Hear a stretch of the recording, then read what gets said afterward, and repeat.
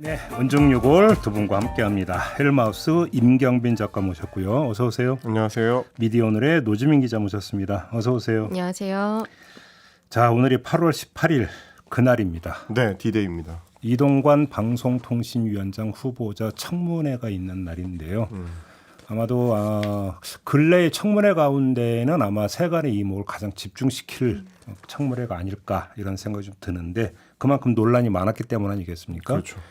그래서 오늘 좀 원중유골에서 미리 좀 그 체크 포인트를 좀 정리를 했으면 좋겠다 싶어서 오늘 좀 그 얘기를 좀 풀었으면 좋겠는데 특히나 이동관 후보자의 대응 논리 내지 돌파 전략 쪽으로 좀 초점을 맞춰가지고 체크 포인트를 한번 좀 추출을 해보자.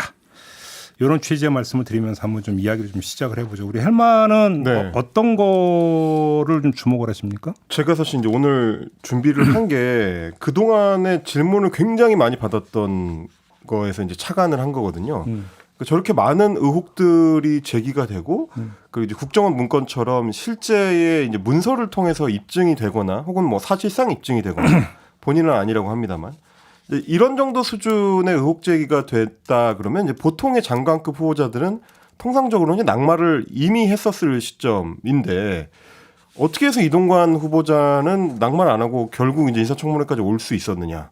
예를 들면 이제 정순신 변호사 사건하고만 이제 비교를 해보더라도 둘이 똑같이 이제 아들의 학교 폭력과 관련된 사안이고 네.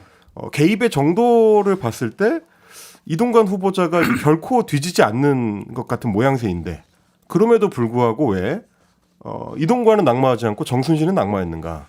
이거에 대해서 이제 의문을 가지시는 분들이 많더라고요. 그래서 저도 이제 여러 각도로 좀 고민을 좀 해보다가 이런 전략이라고 이름을 붙였습니다. 산 위에서 밥 짓기 전략이라고. 요즘 그런 걸려요. 왜요? 금지돼 있거든. 취사 금지. 그렇죠, 그렇죠. 이거는 이제 개념적인 겁니다. 저 옛날에는 산에서 고기도 구워 먹고 그랬어요. 그렇죠. 그게 개울가에서 얇은 돌을 구해가지고 개울물에 깨끗이 씻은 다음에다가 네. 거기다 밑에다 불 떼가지고 그런 돌판이 되는 거죠. 80년대 후반쯤에 끝난 것 같은 일이. 네, 그래서 등산할 때 삼겹살 사갖고 올라가서 그렇게 구워 먹고 네. 요즘 그랬다가는 큰일 나는 큰일 거예요. 나죠. 그래서 이제 제가 실제로 그렇다는 게 아니고. 근데 그러니까 왜 산 위에서 밥 산 위에서 짓기라는 밥을 지으면 어떻게 되느냐의 문제입니다. 시대착오적인 비유를 쓰냐 이 얘기예요, 제 얘기는. 시대착오적이요. 일부러 이게- 시대착오적으로 쓰신 거 아닐까요? 뭐 그럴 수도 있고요. 네. 그게 이제 옛날에 저희 이제 초등학교 국민학교 시절에 이제 자연 시간 같은 때 배웁니다. 그래서 산 위에서 밥을 지으면 밥이 설익는다. 그런 뜻으로. 그런 뜻으로. 왜냐하면 이제 기압 차이가 있기 때문에. 학교 때 배웠어요, 학교 다닐 때. 맞아요. 그렇죠. 네. 올라갈수록 이제 그 압력이 낮아지니까 그런 밥이 좀 100도가 되기 전에 일찍 끓고 그래서 뚜껑에다 돌 올려놔야 돼요. 돌을 올려놔야 되는 거죠. 그 기억나요. 근데 이제 그거를 비유하는 이유가 뭐냐면 이동관 후보자 같은 경우는 뚜껑에 이제 돌을 올려놓지 않아서 설익게 만드는 전략에 가까운 것 같다. 그러니까 뭐 생각해 보시면 이동관이라는 사람이 방송통신위원장 후보자로 거론되기 시작한 게 올해 초부터거든요. 네. 본격적으로 이름이 이제 나오기 시작한 건 6월부터지만 올해 초부터 조금씩 노출도를 높이다가 6월부터는 사실상 내정자 상태로 이제 2개월을 넘게 가져온 겁니다. 네. 이제 그러다 보니까 이 사실상 내정자 상태로 계속 언론 노출을 오히려 이제 어떻게 보면 키우는 의도한 건지 아닌지는 모르겠습니다만 이 언론 노출이 커지다 보니까 이 여론을 주도하는 이제 뉴스 소비자들이 봤을 때는 인사청문회 좀 왔을 때는 이미 다 본 것 같은 내용들이 이제 돼버리는 거죠. 쉽게 하면 이제 구문으로 만들어 버렸다. 그렇습니다. 올드한 뉴스로. 그러니까 아들의 이제 학교 폭력 의혹과 관련된 사안도 그렇고 지금 이제 제기되고 있는 언론 장악과 관련된 의혹도 그렇고 이미 구문으로 만들어 버리는 전략을 사용한 셈인데 이게 두 배로 효과가 좋았던 거는 이 두 가지 사안이 모두 이전에도 다 제기됐었던 사안들이기 때문입니다. 아들의 학교 폭력과 관련된 사건도 방송통신위원장 후보자로 거론되기 전에 이미 이제 노출이 됐었던 이슈고 방송장악 문건도 그렇고. 마찬가지죠. 그러니까 이제 그 뉴스 소비자들 입장에서 봤을 때는 옛날 얘기를 이미 노출된 상태로 이슈 소비가 다 끝난 그래서 이제 소위 보수 매체들이 주장하는 것처럼 이런 인사청문회가 있을 때마다 나오는 얘기입니다만은 결정적 한 방은 없었다로 갈 수 있는 토대를 마련한 셈이 아닌가. 그러니까 이제 산 위에 밥 짓기 그래서 저는 이럴 때 이제 어떤 표현 쓰냐면 듣기 좋은 흥타령도 3세번이다라는 말이 있어요. 아, 네. 비슷하네요. 그죠? 네. 듣기 좋은 흥타령도 그런데 별로 듣기 안 좋은 거면 오죽하겠느냐. 그렇죠. 지겹다. 아. 그러니까 이제 어떤 지겨움의 정서를 유발을 했다. 그래서 외면하게 만들었다. 그렇죠. 이런 이야기로 되는 거 아니겠어요? 네네네. 그러니까 사실 저희가 이제 뭐 인사청문회 관련된 전국을 여러 번 지나왔는데 이런 식의 전술은 처음 보는 것 같아요. 장기 김빼기 전략. 아주 오래 끌어서 네. 예, 뉴스의 피로도 자체를 높여가지고 예, 지나가는 걸로 이제 만들어버리는 전략. 그럼 최소한 압력밥솥은 아니었네. 그렇습니다. 압력밥솥은 그냥 한순간에 김을 빼버리는 건데 이건 그렇죠. 조금씩 길게 오래. 그렇죠. 그래서 결국 이게 이제 파장이 좀 그러니까 파장을 최소화시켜버린 거 아니냐. 그렇죠. 이런 진단인 거죠. 그래서 인사청문회가 열리기도 전에 사실상 게임이 끝난 것 같은 이제 파장 분위기를 만드는 노정 그런 기자는 전략이 어떻게 아닌가. 보세요? 저도 그 점에 대해서 공감을 하고 그러면서 또 한 가지 효과를 얻을 수 있었던 게 이미 나왔던 뉴스를 계속 보는 것 같지만 새로운 사실은 계속 나왔거든요. 그렇죠. 예를 들어 학교폭력 이슈 같은 경우에도 이제 후보자가 직접적으로 어떤 부분에서 관여를 했을 수 있는지 이런 사안들이 나왔고 또 교사들 증언도 또 새로 나오고 있고 이제 뭐 언론장악 문건, 뭐 방송장악 문건이라고 하는 것들 같은 경우에도 이제 그 단순히 문건들이 있었다라는 건 우리가 알고 있지만 이게 어떻게 어디 발로 생산이 돼서 뭐 보고가 됐겠다. 그리고 국정원 직원들이 어떻게 진술을 했다. 이런 사안들에 대해서 구체적으로까지는 알려지지 않았거든요. 그런데 아까 말씀하신 것처럼 다 구문으로 만들어 버리게끔 이렇게 의도를 한 것 같다. 이렇게 볼 수 있을 것 같습니다. 그러니까 결국은 그렇게 된다면 지금 두 분의 진단에 따르면 오늘 청문회에서의 관전 포인트 딱 나온 거예요. 우리가 이제 흔히 게임 체인저라는 표현을 많이 쓰잖아요. 네. 그러니까 이미 판은 정립이 돼 있다라는 거예요. 두 번의 진단은. 그러니까 이 판 속에서 미시적으로 접근해 봤자 어차피 틀 지워버렸기 때문에 별로 반향이 없을 것이다. 그렇죠. 라는 진단이고 그러면 게임 체인저라는 개념은 그 판을 흔드는 거거든요. 새로운 판을 짜는 것. 이게 나와주느냐 안 나와주느냐가 관건이다라는 거가 되는 거죠. 그러니까 관전 포인트는 그게 되는 건데 별로 가능성은 높아 보이지 않는다. 그렇습니다. 이게 되는 거죠. 그렇게 봐야 되는 거 아니겠습니까? 그리고 오히려 지금 생각해 보면 이제 통상적으로 학교 폭력 사건 같은 이 의혹 사건들이 제기가 될 때는 소위 말하는 트리거, 그러니까 방아쇠나 내지는 게임 체인저가 보통 이제 이해 당사자 본인이거든요. 피해 당사자나 이해 당사자 본인인데 이 경우에는 거꾸로 이동관 후보자 측에서 먼저 그 이제 피해자의 어떻게 보면 이제 증언이라고 할까요? 이제 뭐 이런 입장을 밝히는 바람에 거기서도 역시 마찬가지로 선제적인 이제 김빼기가 어느 정도 주효했다. 아마 이제 JB타임즈나 뭐 청기노소를 통해서도 여러 번 말씀해 주셨는데 그 부분에 대해서도 전략적인 접근에 있어서는 이제 이동관 후보자 측이 어느 정도 성공한 전략이 아니었나 싶은 부분은 있습니다. 그러다 보니까 교사들의 증언이 지금 이어지고 있는데도 불구하고 그러니까 그때 이제 면담을 해서 진술서를 받았던 당사자 교사들이 나왔는데도 기대했던 것만큼 야권에서 기대했던 것만큼의 어떤 파장이나 파괴력은 지금 안 나오고 있는 그런 상황인 거죠. 그러니까요. 이제 그 첫 번째 관전 포인트가 결국은 기존의 어떤 틀, 아들 학폭 논란이라고 하는 큰 틀, 그다음에 방송장악 기도라고 하는 큰 틀, 이런 것들을 대체할 수 있는 말 그대로 이목을 집중시키는 새로운 틀이 나오느냐가 중요하고 두 번째는 그러면 기존 틀에서의 마지막 한 방, 결정적 한 방, 피니시 블로. 그렇죠. 이게 이제 나와줄 수 있느냐 부분인데 제가 볼 때 여기서 이제 이미 돌파 전략이 가동이 됐죠. 지금 헬마가 얘기한 대로 학폭 논란 같은 경우는 쟁점화해버린 거죠. 다시 말해서 진실이라고 하는 것을 전제하고 들어가는 것을 막기 위해서 쟁점화해버림으로써 공방거리로 그냥 전환시켜버렸다. 그렇습니다. 왜 그러냐면 친구 한 명을 등장을 시킴으로써 이렇게 봐야 되는 거고 방송장악 같은 경우는 JB타임스에서 제가 말씀을 드린 거지만 윤석열 대통령이 서울중앙지검장으로 있을 때 검찰에 기대고 있다. 무슨 이야기냐면 거기에 보면은 청와대에 파견 나왔던 국정원 직원의 진술 이런 것도 다 나와요. 당시 수사를 보면. 그런데 이동관 수석 이름은 안 나온다라는 거잖아요. 가장 높은 사람이 누구냐? 그때 지금 기억합니다. 박흥신 언론 비서관. 그렇죠. 이름까지만 나오고 거기서 딱 멈춰 있다라는 거예요. 수사가. 이걸 믿고 들어가는 거죠. 그러니까 뭐냐면 나는 몰랐다. 내가 지시 내린 바는 없다. 계속 이 말로 일관되는 게 바리케이트를 그걸로 쳐버린 거죠. 이것이. 그래서 이거는 뭐냐면 이제 방화벽을 설치해버린 거죠. 이렇게 놓고 본다면 거기서 지금 이제 계속 두들겨봤자 구멍이 뚫리지는 않는다. 이런 얘기가 되는 거겠죠. 그 약간 이제 분리 전략이라고 저는 이제 봤었던 건데 학교 폭력 문제 같은 경우는 말씀하신 대로 이제 쟁점화시키는 거 이게 이제 마치 논쟁이 있는 사안인 것처럼 다툼의 여지가 있는 사안인 것처럼 이제 만드는데 어느 정도는 성공한 셈이고 반대로 언론장 문건과 관련된 이 사안 같은 경우는 굉장히 법리적인 문제로 축소를 시켰습니다. 그래서 나는 그때 이제 기소를 당하지 않았다. 그래서 법적으로 문제가 없다. 근데 그게 이제 뭐랑 연결이 되는 거냐면 홍보수석실이라고 문건을 요청한 주체가 적혀 있는데도 불구하고 내가 직접 그 문건을 작성 지시를 하고 받아봤다는 증거는 그러니까 법리적 증거는 없지 않느냐.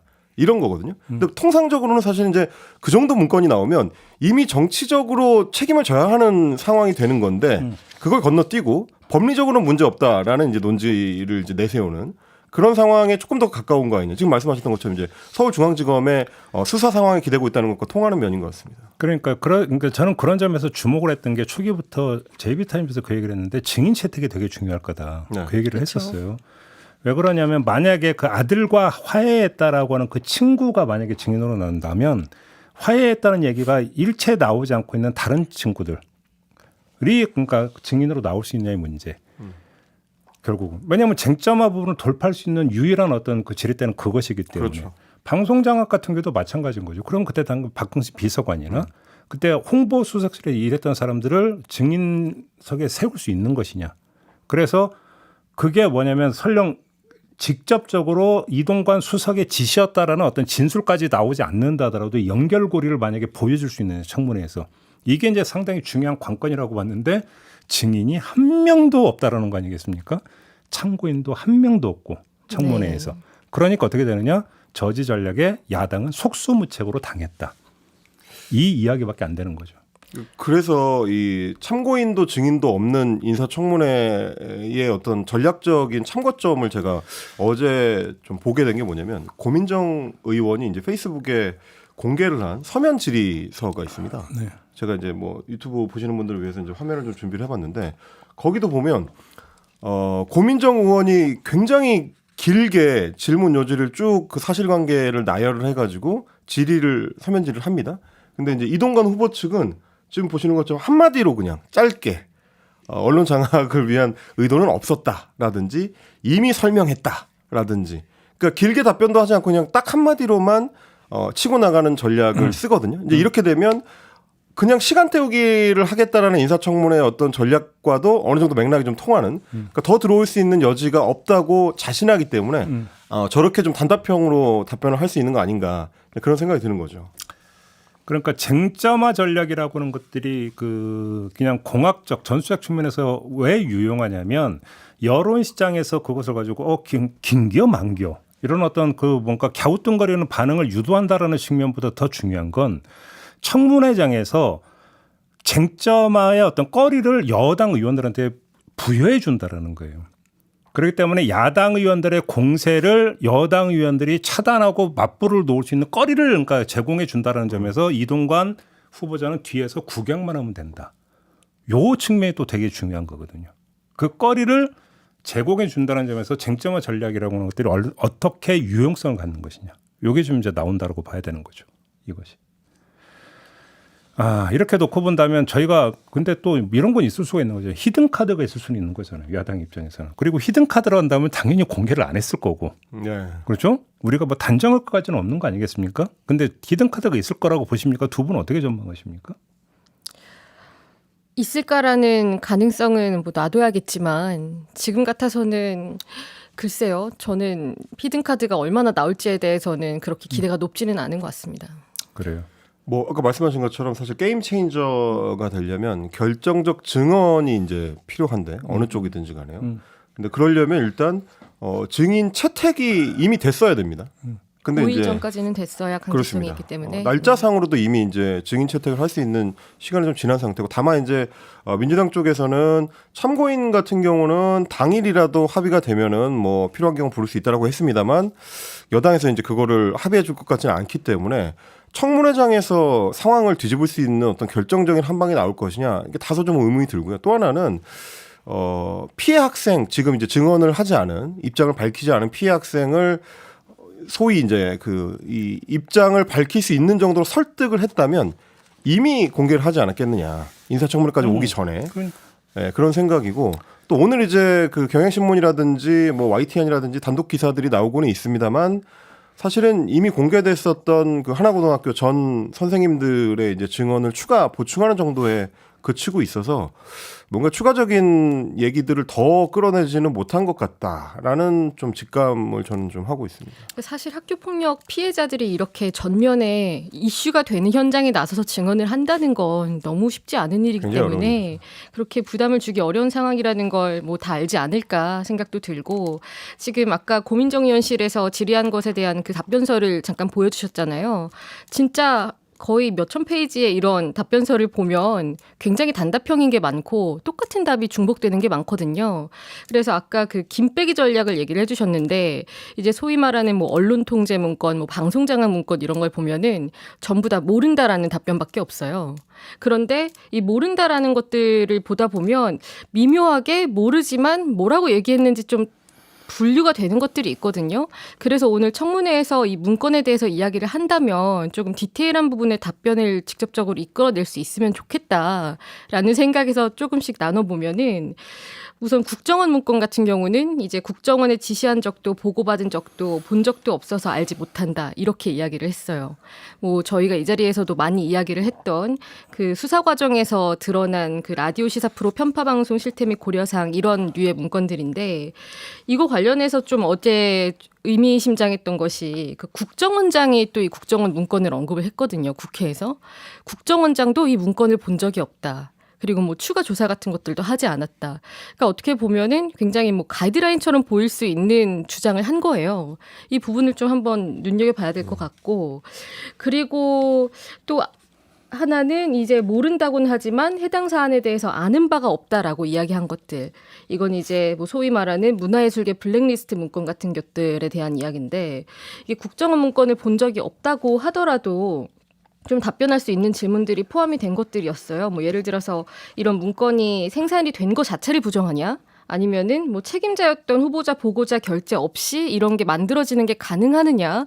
뭐 이런 디테일한 질문들에도 다 똑같이 아는 바가 없다 이렇게 대답을 하고 있거든요.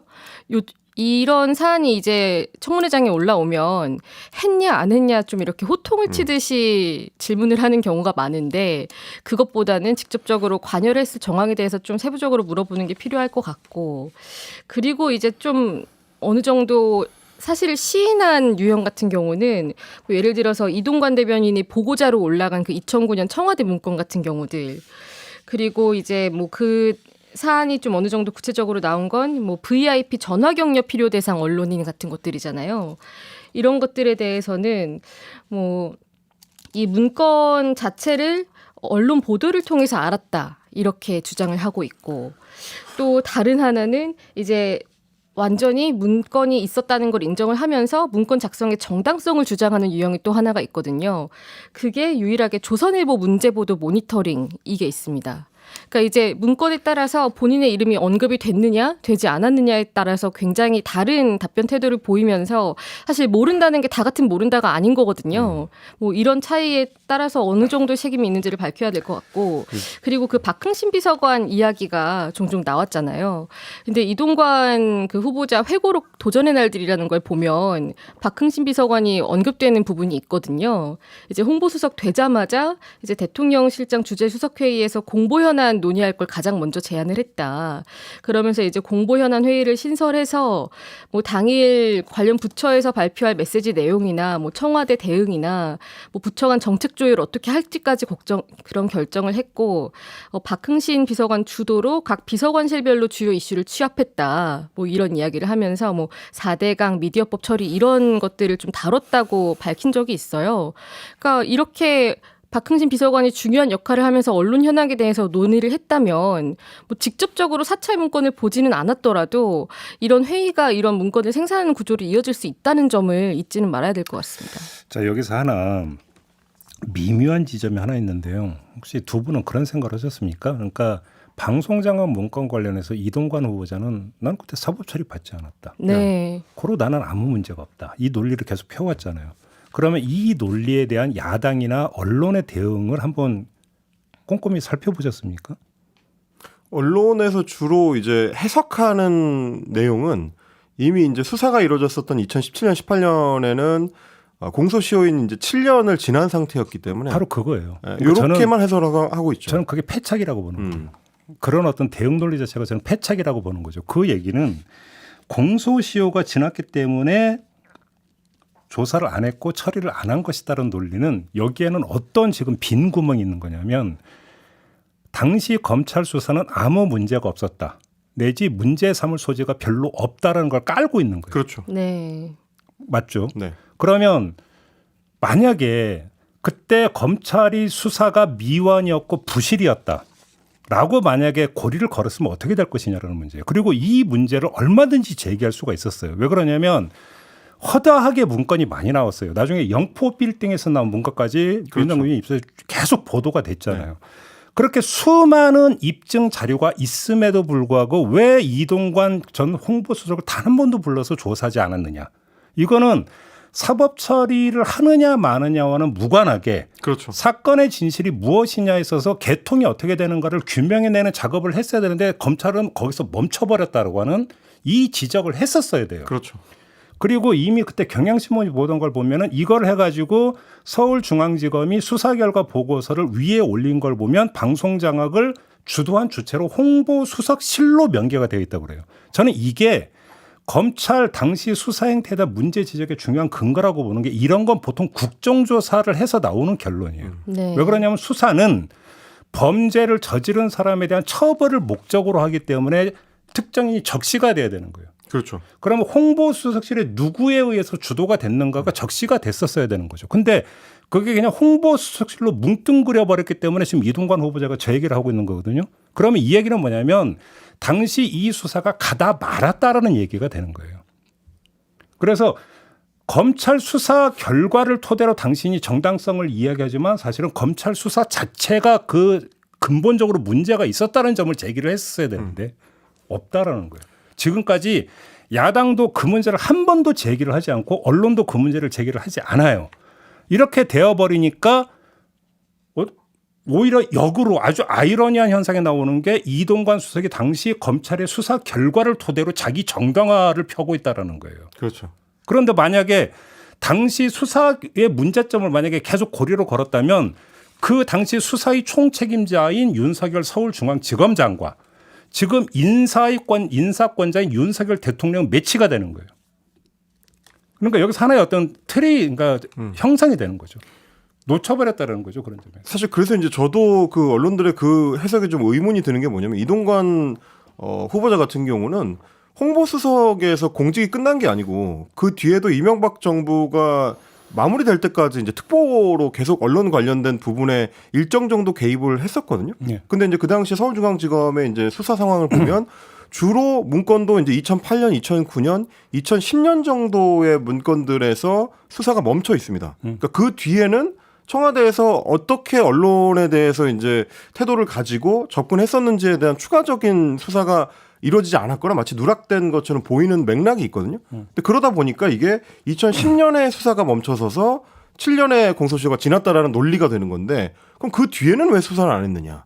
분명히 연장선에서 계속 비슷한 일들이 벌어졌을 걸로 추측이 되는데 그거는 접근이 안 되고 있다는 게 이제 또 하나 저는 문제고 그리고 그럼에도 불구하고 이게 과연 이제 방송통신위원장의 적격성 여부를 따지는데 이렇게 법리적인 해석으로 좁혀 들어가는 데에 인정을 해줘도 되는 거냐라는 부분은 저는 남는 것 같습니다. 그러니까 일테면 지금 이동관 후보자가 얘기하는 것 중에 소위 그 언론인들에 대한 어떤 그 관리 문건에서도 VIP의 이제 전화 관리 문건 이런 것들도 보면 보고자에 명백하게 이제 그 이동관 대변인이라고 적혀 있거든요. 네. 근데 이제 이동관 후보 측에서 해명하는 걸로는 그건 부속실에서 임의로 적은 거지 실제로 내가 보고한 게 아니다. 뭐 이런 식으로 얘기를 합니다. 아니, 잠깐만요. 말 네. 끌어서 죄송한데 여기서 제가 검찰이 수사가 미완 내지 부실이었다고 말씀을 드린 이유 중에 하나가 그건데 네.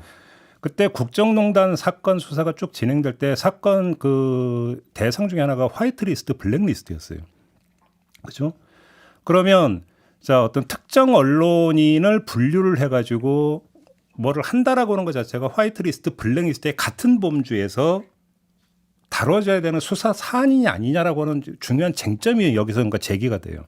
그런데 화이트리스트나 블랙리스트는 어떤 실질적 이익을 줬느냐, 그다음에 실질적 불이익을 줬느냐의 문제가 돼요. 그러면 그 홍보수석에서 작성한 언론인 관련 문건 같은 경우도 실질적 불이익을 주기 위해서 내지 실질적 이익을 주기 위한 문서냐 아니냐에 따라서 같은 범죄에서 수사가 되느냐 아니냐가 갈라지는 거예요. 그렇죠. 그러면 이거에 대한 접근이 한 번이라도 있었느냐라는 문제가 제기가 돼야 되는 거거든요. 당시 검찰 수사에서 하나도 제기가 안 되고 있잖아요. 그러니까 뭐냐면 계속 검찰 수사 과정에서는 파생의 결과물로서 문건에만 의지하고 있다라는 거예요. 야당이나 언론이. 네. 그러니까 이런 그 문건을 가지고도 수사의 본류를 치고 들어가지 않았던 검찰에 대해서는 왜 얘기를 하지 않느냐라는 거죠. 제 얘기는. 그것이 그걸 안 하다 보니까 오히려 검찰을 자신의 신원 보증인으로 지금 이동관 후보자가 삼고 있는 거 아니냐라는 얘기죠. 다시 얘기하더라도. 그렇죠. 그게. 그런 점에서 제가 이 얘기를 왜 하냐면 오늘 이야기는 그 이동관 후보자의 전략에 맞춰져 있기 때문에 네. 네. 그렇죠? 돌파 전략에 맞춰져서 우리가 이야기하기 때문에 그럼 역전략을 지금 그 차원에서 말씀을 드리는 거예요.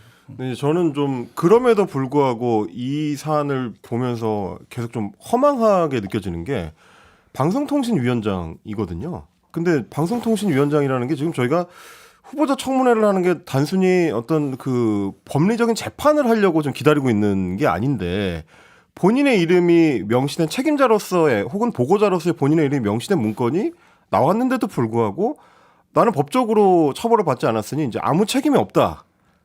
이 사안과 관련해서 나의 문제는 없었다라고 이야기하는 게 원래 같으면 받아들여질 수가 없는 입장이거든요.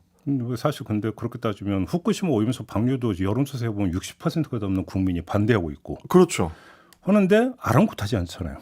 그러니까요. 그래서 제가 이제 허망하다고 하는 건데 그러니까. 사실은 홍보수석실에서 보고받은 국정원 문건의 최종 책임자는 결국 홍보수석인 건데 내가 본 적이 없으니 이거는 나의 잘못이 아니다라고 해버리면 과연 최고위 정무직 공무원으로서의 방송통신위원장이라는 직위를 수행할 만한 자격이 있는 정치인인가 혹은 공직자인가 저희가 이제 물을 수밖에 없는데 아니라고 하니까 계속. 그러니까 결국은 이거예요. 그러니까 이동관 후보자만이 아니라 계속 윤석열 정부에서 일관되게 나타나고 있는 게 뭐냐면 모든 국민을 설득해서 지지를 얻는 것은 생각을 안 해요. 그렇죠. 그게 아니라 그러니까 우리 지지층이 옳다고 이야기할 수 있는 거리를 던져주고 우리 지지층이 그래서 결속해서 옳다고만 하면 돌파할 수 있고 그렇게 간다 이거잖아요. 그렇죠. 이동관 후보자도 동일한 거죠. 그러니까 쟁점화 전략이라고 하는 게 그 차원인 거잖아요. 그러니까 보수 지지층에서 이동관 후보자를 하는 게 뭐가 문제야라고 하는 목소리가 나올 수 있는 거리만 던져서 목소리가 나오게 되면 그냥 간다라는 거예요. 그걸로. 이거잖아요. 찬반의 비율 자체는 중요한 게 아니라. 중요한 게 아니라는 것이죠. 그것이. 그러니까 그게 국정 정책 사안에서 그렇고 인사에서도 지금 동일하게 같은 패턴이 지금 나타나고 있는 거라는 거죠. 이 정도로 하죠. 네. 네. 이동관 후보자에 대한 어떤 그 청문회 체크 포인트를 좀 짚어봤고요. 어제 갑자기 정연주 방송통신심의위원장 해촉이 결재가 됐다라고 하는 지금 보도가 떴어요. 어떻게 된 겁니까? 그렇죠. 이게 굉장히 모두를 당황시킨 소식이었는데 어제 윤석열 대통령이 이제 미국으로 출국을 했잖아요. 한미일 정상회의를 위해서. 그런데 이제 출국을 할 무렵에 이제 정연주 위원장과 이광국 부위원장 둘 다 야권위원이거든요. 네. 이제 임기가 1년 남은 야권위원들 해촉안을 제거하고 떠났다. 이 소식이 갑자기 한 오후 4시쯤부터 나오기 시작했습니다. 네. 그런데 이게 연합뉴스 속보를 이제 중심으로 알려지기 시작했는데 이때 방심위 이제 출입하는 또 기자들이 있잖아요. 그리고 심지어 이제 방심위의 직원들조차도 이 절차가 진행되는지도 몰랐다. 속보를 보고 알았다. 이런 반응이었거든요. 잠깐만 여기서 그러니까 방송통신위원회가 방심위를 검사를 해서 그렇죠. 네, 방송통신위원회가 예. 네, 그러니까 출퇴근 문제라든지 정연주 네. 위원 이런 게 있다는 건 이미 그건 나왔어요. 그렇죠. 지난 10일에 방통위가 이제 회계검사 감사 결과 보고서라는 걸 공개하면서 그래서 그러면 검사 결과가 그렇게 나온 다음에 거쳐서 는 절차가 어떻게 되는 거예요? 이게? 그러니까 이게 저희가 어제 당황했었던 건 이런 거죠. 일테면 방심위원장을 해촉을 시키려면 해촉 안을 만들어서 대통령한테 보고하는 절차가 당연히 먼저 선행돼야 되는데 그렇죠. 그거와 관련된 기사나 움직임은 포착이 안 되다가 갑자기 해촉 재가가 나오니까 언제 이걸 진행했지?라는 이제 당황스러움이 있었던 거죠. 제가 여기서 드리는 질문이 예를 들어서 검사 결과를 토대로 방통위에서 그러면 다시 또 해촉 건의를 해가지고 네. 건의 절차라는 게 있어야 되는데 건너뛰었다면 이거는 중대한 절차 위반이 되는 거고 그게 아니라면 그냥 우리가 모르는 사이에 해버렸다. 그렇죠. 후딱. 네.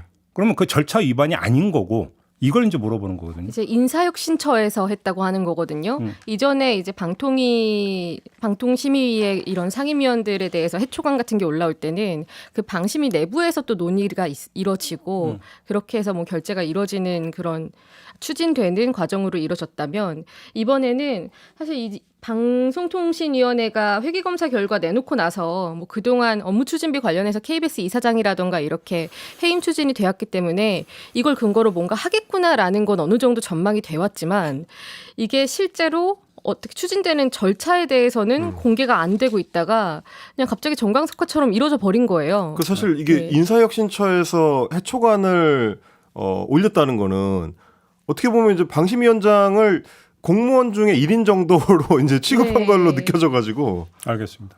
이제 뭐 하여간 뭐 해촉 제거가 됐다니까 해촉이 된 거잖아요. 네. 네, 됐죠. 오늘자로 이제 그게 그러면 효력이 있다고 이제 하고요. 방심위 구성이 이제 여대야도 이제 바뀌게 되는 거고. 네. 그래서 여가 이제 다수가 됐고 뭐 이제 그 또 여권 추천 인물이 그러니까 방심위원장이 된다고 쳐요. 그러면 이렇게 방심위까지 지금 그 바꿔 놔야 되는 이유 정부 여당 입장에서 그게 뭐라고 보세요? 그 필요. 필요. 네. 네. 방심위원을 바꿔야 되는 이유를 네, 말씀을 하시는 그렇죠. 거잖아요. 그런데 뭐 심의를 활용을 할 수 있는 것들이 있겠죠, 사안이. 지금 어제 예를 하나를 들어보면은 그 올해 하반기 재보궐선거 선거 그 관리 그 선거방송심의위원회가 또 구성이 됐거든요. 이게 지금 뭐 강서구청장 관련 보궐선거고 이래가지고 그렇게 큰 선거는 아닌 것 같지만 이게 또 여기에 구청장을 했던 인물이 또 얼마 전에 사면을 된 인물이기도 하고 그리고 이게 내년 총선 전초전 성격이다 뭐 이런 식으로 전망이 되고 있거든요. 그러니까 이런 선거 관련해서 시작해서 이제 내년 총선까지 심의가 이루어져야 될 사안들이 있지 않겠습니까? 그럼 제가 드리는 질문 취지는 이런 거죠. 네. 자, KBS, MBC, EBS 이사진 교체 작업을 속도감 있게 진행을 해요. 그래서 네. 이사진이 교체가 되면 사장 해임 절차에 들어가서 사장을 바꿔요. 그렇죠. 사장을 바꾸면 사장이 인사권을 행사해서 본부장, 국장 쭉쭉쭉 밑으로 해서 쫙 제작진을 바꿔요. 그러면 방송 그냥 판 정리가 되는 거잖아요. 그러면 알아서 방송 제작할 거 아닙니까? 그러면 방심위의 어떤 심의 기능의 어떤 필요는 상대적으로 줄어들 거 아닙니까? 그렇죠. 정권 입장에서는. 네. 그럼에도 불구하고 왜 이렇게 하느냐 저는 이걸 여쭤보는 거죠.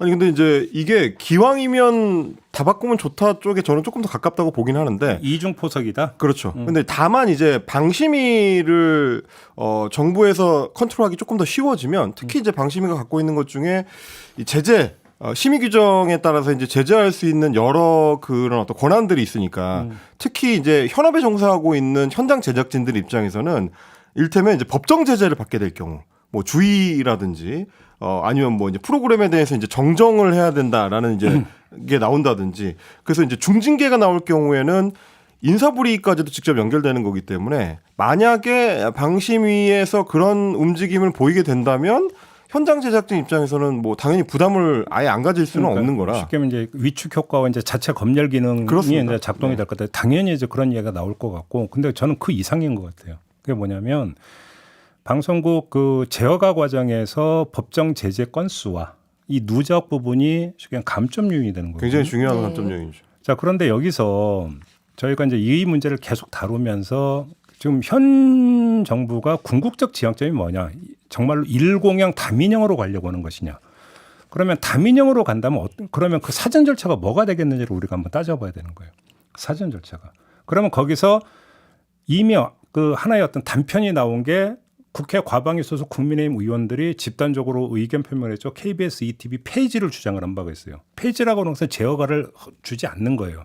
그런데 저번에 김현 방통위원이 이 자리에 나와서 이야기했던 것처럼 법정 제재는 이런 것들이 있다고 해서 곧 그것이 제어가 불허로 가는 건 아니라 영업정지, 최대치가 영업정지다 이런 얘기를 했지만 다시 말해서 제어가 불허로 갈 수 있는 여론 정지용으로는 그것처럼 유효한 게 없다라는 거예요. 법정 제재가 돼서 이 정도로까지 방송이 엉망이다라고 하는 것들을 보여줄 수 있는 하나의 어떤 여론 정지용으로는 더할 나위 없이 방심이라고 하는 게 되게 중요한 참고가 될 수 있다는 거고 역도 봐야 되는 거죠. 우리는 지금 방송을 어디에만 초점 맞추고 있냐면 공영방송에 맞추고 있어요. 네. 그런데 한번 이런 그림을 그려보세요. KBS나 MBC나 이런 게 그냥 지금 정부가 의도하는 대로 그냥 다 넘어갔다고 가정을 해봐요. 그러면 방송은 일색화되지 않겠습니까? 방송이 일색화되면 그 다음에 방심위를 중심으로 전개될 풍경 중에 하나가 뭐라고 생각하십니까? 방송심의위원회 심의는 시민들의 제기에 의해서도 심의 대상에 올라갈 수가 있어요. 그러면 일색화된 방송에 대해서 예를 들어서 역으로 다른 시민들이 조중동 종편이나 그다음에 넘어간 공영방송의 문제에 대해서 계속 문제를 지면서 방심에 계속 제소를 한다고 한번 가정을 해보세요. 어떻게 되겠습니까? 그럼 이 문제가 그걸 어떻게 그럼 방심에서 수용을 하느냐의 문제가 되게 중요한 문제가 되어버려요. 여기서 방심이 어떤 지금 구도가 여야 구도가 어떻게 되느냐가 그래서 되게 중요한 관건이 되지 않겠습니까? 그렇죠. 그렇게 놓고 네, 본다면 네. 그런 점에서 다목적 포석일 수가 있다. 어찌 본다면. 그리고 이건 기본 메뉴다. 한마디로 얘기를 하면 그렇게 봐야 되겠죠. 그러면 이제 사실 연결해 볼 수 있는 게 국회에서 뭐 박성중 의원 같은 방통위원들이 그 계속 문제 제기를 했었던 것이 정현주 체제의 방심위가 심의를 너무 안 한다. 특히 TBS나 이제 KBS 같은 공영방송들을 향해서는 심의가 굉장히 좀 자의적이고 느슨하다. 뭐 이런 문제 제기를 계속 해왔었거든요. 그럼 이제 말씀하신 대로 이제 더 조이는 방식의 요구를 여러 방면에서 이제 할 수 있는 그런 어떤 교두보가 마련이 되는 거죠. 제가 아까 말씀드렸듯이 예를 들어서 이제 뭐 국민의힘이나 이런 데서 뭐 라디오 방송 패널을 그 구성이 되면 불균형이다. 그렇죠. 한쪽으로 쏠려 있다. 뭐 여기서 옳고 그름 따지지 않겠습니다. 근데 그거는 방송사 경영진 교체로 얼마든지 조정이 가능해요. 그러니까 아까 얘기했듯이 사장 바꿔놓고 제작진 물갈이 해가지고 제작진이 알아서 패널 구성 다시 하기만 만들면 되는 그렇죠. 거예요. 그게 꼭 그러니까 방심위까지 어떤 손을 대가지고 방심위를 바꿔서 구현돼야 되는 그런 어떤 중대한 과제 아니에요. 얼마든지 쉽게 할 수 있는 거예요. 그러니까 그런 점에서 놓고 본다면 방심위를 그 지금 저렇게 하려고 하는 데는 그거보다 더 큰 그림이 있는 걸로 좀 볼 필요가 있다. 그리고 저는 큰 그림이 이전에 기본 메뉴다 사실. 오히려 그게 더 중요할 수도 있겠죠. 그렇죠. 그런 면에서 놓고 본다면. 알겠습니다. 아무튼 참 엄청나게 빠르다. 그렇죠. 네? 엄청나게 빠르고 엄청나게 거침이 없다. 여기서 무자로 시작되는 세 글자 단어가 나오고 싶은데 속어이기 때문에 제가 쓰지는 못하겠는데 이게 이제 순화된 우리의 말이 막무가내다. 그죠?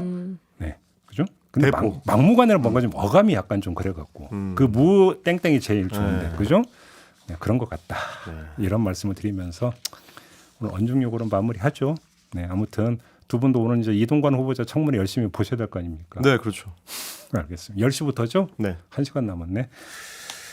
언중요구는 이렇게 마무리하겠습니다. 두 분 수고하셨고요. 저도 함께 물러가겠습니다. 고맙습니다. 감사합니다. 고맙습니다.